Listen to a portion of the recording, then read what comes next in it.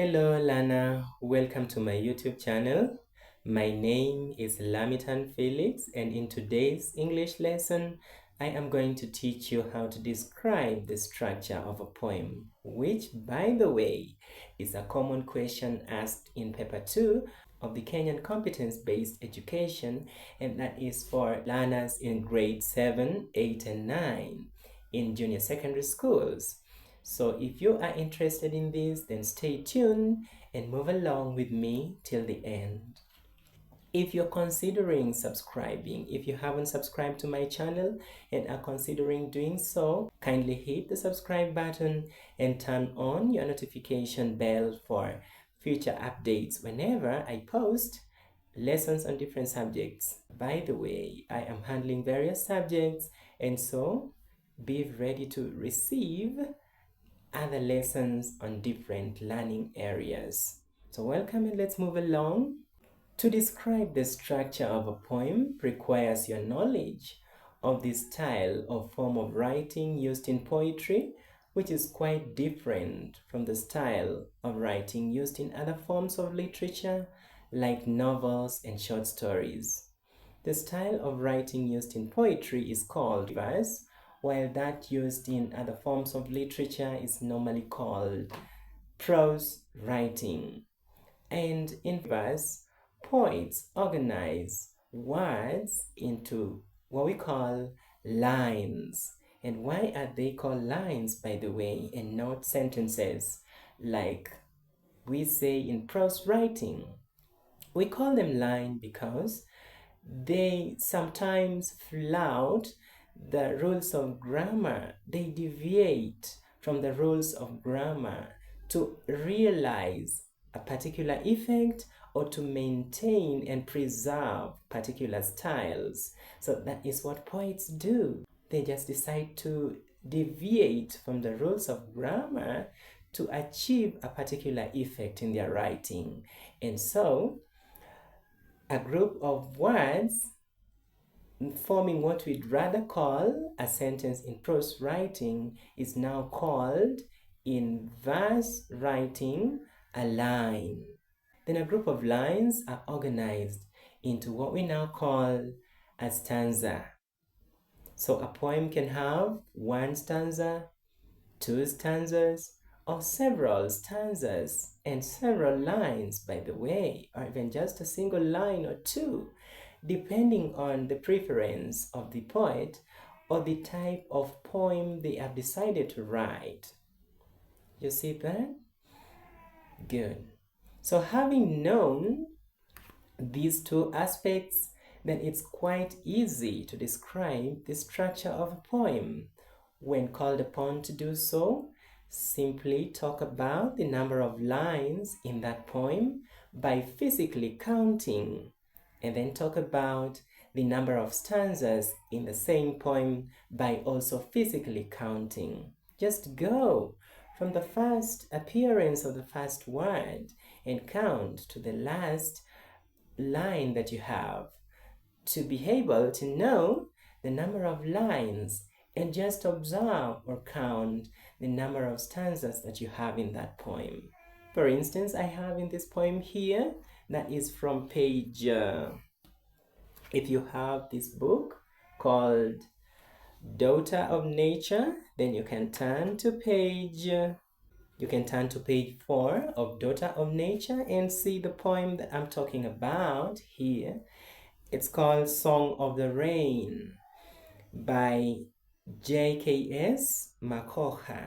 And this poem here has 4 lines per stanza, and it has a total of 3 stanzas, and therefore has a total of 12 lines.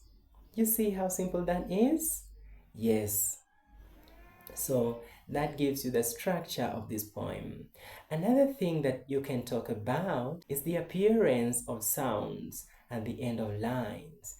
And this then gives us different types of poems, but simplistically speaking, the pattern or the structure of sounds at the end of lines is what we call the rhyme scheme of that poem, so that a poem can have either regular or irregular rhyme scheme depending on the appearance of sounds at the end of lines.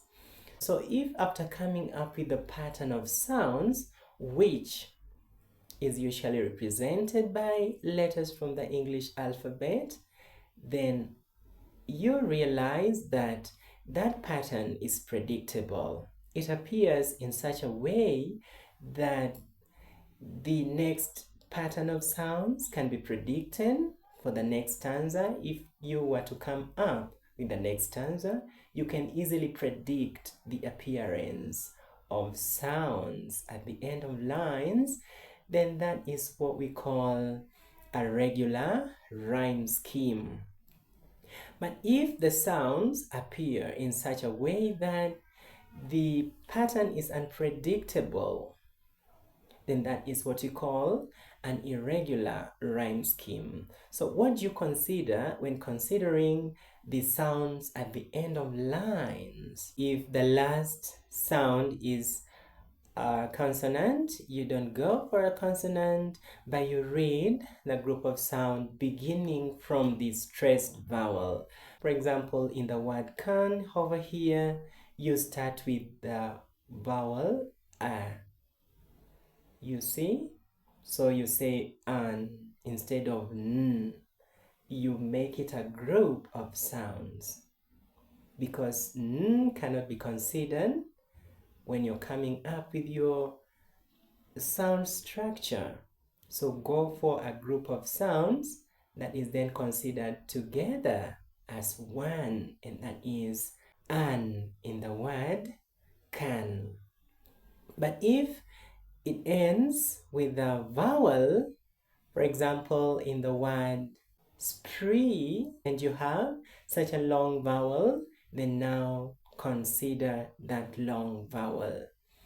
Now, after representing each unique sound using a unique letter from the alphabet, then write down the letters, the appearance of the letters in one straight line, and check at that pattern. If that pattern is repetitive or can be predicted, then that particular poem has what we call a regular rhyme scheme. But if on the flip side, it appears jumbled up, certain sounds are repeated, but there is no regularity, then that is what we call, or that gives us what we call an irregular rhyme scheme. So a rhyme scheme is just the appearance of sounds at the end of lines, in a poem. I'm going to give you examples of poems that have regular and irregular rhyme scheme using this book here called Daughter of Nature and Other Poems, that is studied, by the way, by learners in grade 7, 8, and 9. So let's check through and find examples. The poem Daughter of Nature itself has what we call an irregular rhyme scheme because the appearance of sounds at the end of lines is irregular. And then if you consider the poem Our Little House by Anna Kulamiti on page 17, then you'll realize that there is no unique repetition of sounds in each stanza, but the poem has a regular rhyme scheme because the pattern can be predicted. You see? And if you check page 52, the poem You Are My Very Best by Isaiah Akenga has a regular rhyme scheme.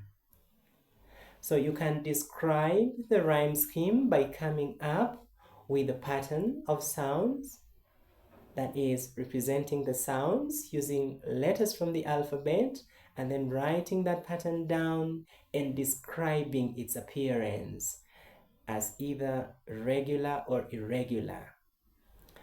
Or you can also identify some of the rhyming words used in the poem. Rhyming words, my learner, are words that have similar ending sounds. For example, the word here and where. Now, well, rhyme is the repetition of sounds at the end of two different words, either in the same line or at the end of lines in the same stanza. So that gives us two different types of rhymes. We have internal rhyme and end rhyme. Internal rhyme occurs when a sound is repeated at the end of two or more words in the same line. For example, in this sentence here, where and here appear in the same line, and so because they have similar ending sound, and that is the sound air, they are considered rhyming words. And in other instances, the rhyming words can come at the end of lines. For example, in the poem, You Are My Very Best, you have the word face and pace coming at the end of the first and second line in the first stanza. And they are rhyming words. So then that gives us what we call end rhyme. So we have internal rhyme that occurs within a line and end rhyme that occurs at the end of lines. And both have to appear in the same stanza. So you can always pick out examples of rhyming words when you're describing the structure of a poem too. So these are some of the aspects that you can use to describe the structure of a poem as we have learned them. You can talk about the number of lines. You can talk about the number of stanzas. You can also talk about the rhyme scheme of the poem. And then you can also talk about the rhyming words in the poem. All right? So with all that, I hope you're certain and you're capable of describing the structure of a given poem when called upon to do so by your examiner. Thank you for taking your time to listen to this video from the beginning to the end. And hopefully you've subscribed to the channel and are thinking of sharing this video with your friends and your classmates or other learners. Till we meet again in my next tutorial. See you. Bye. Have a beautiful time.